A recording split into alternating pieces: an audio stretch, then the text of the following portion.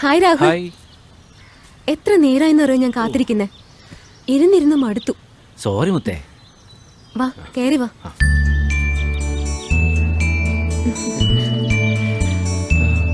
വാ രാഹുൽ ഇരിക്ക്. എന്താ ഇത്? ഒരു കുഞ്ഞു ഗിഫ്റ്റ്.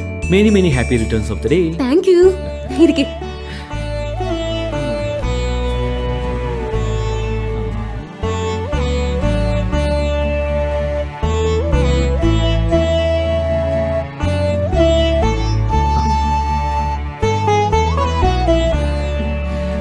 പായസം കുടിക്കും.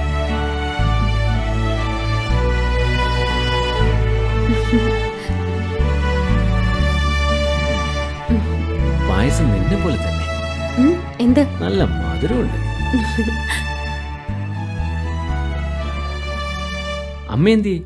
കുഞ്ഞമ്മ സുഖമില്ലാതെ കിടക്കുക. അവിടെ വരെ പോയേക്കോ. കുറച്ചു കഴിഞ്ഞ് വരും. അനിയത്തി അമ്മയുടെ കൂടെ പോയേക്കോ. അച്ഛനോ? അച്ഛൻ മുറി കിടന്ന് ഉറങ്ങുന്നുണ്ട്. രാവിലെ എന്നെ വലിച്ചു കയറ്റി. എന്ത്?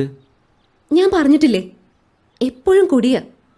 ഇന്ന് അതിന് ചില കാരണങ്ങൾ കിട്ടി. ഒന്ന് ഞായറാഴ്ച, മറ്റൊന്ന് എൻ്റെ ബർത്ത്ഡേ. അടിച്ച് ഫിറ്റായിട്ട് കിടന്ന് ഉറങ്ങും ആള്. അപ്പൊ സൗകര്യായി. എന്ത്?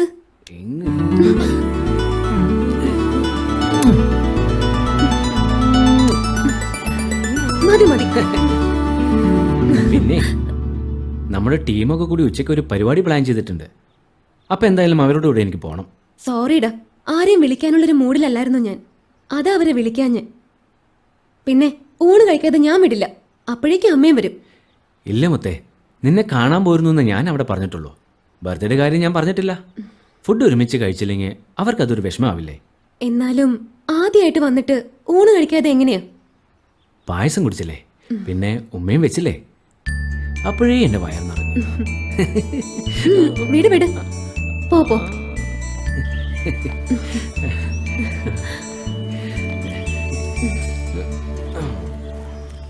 എന്നാ ശരി, ടാറ്റാ. വൈകിട്ട് വിളിക്കണേ. ഓക്കേ.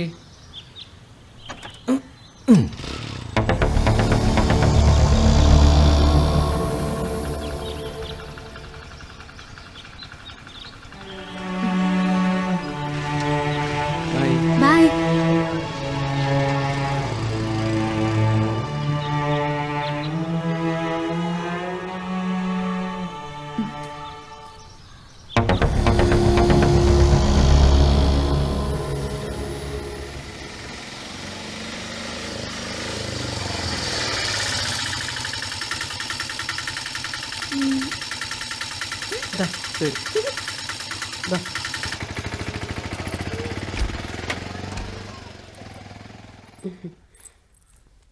മോളെ ശ്രീദേവി, മോളെ മോളെ മോളെ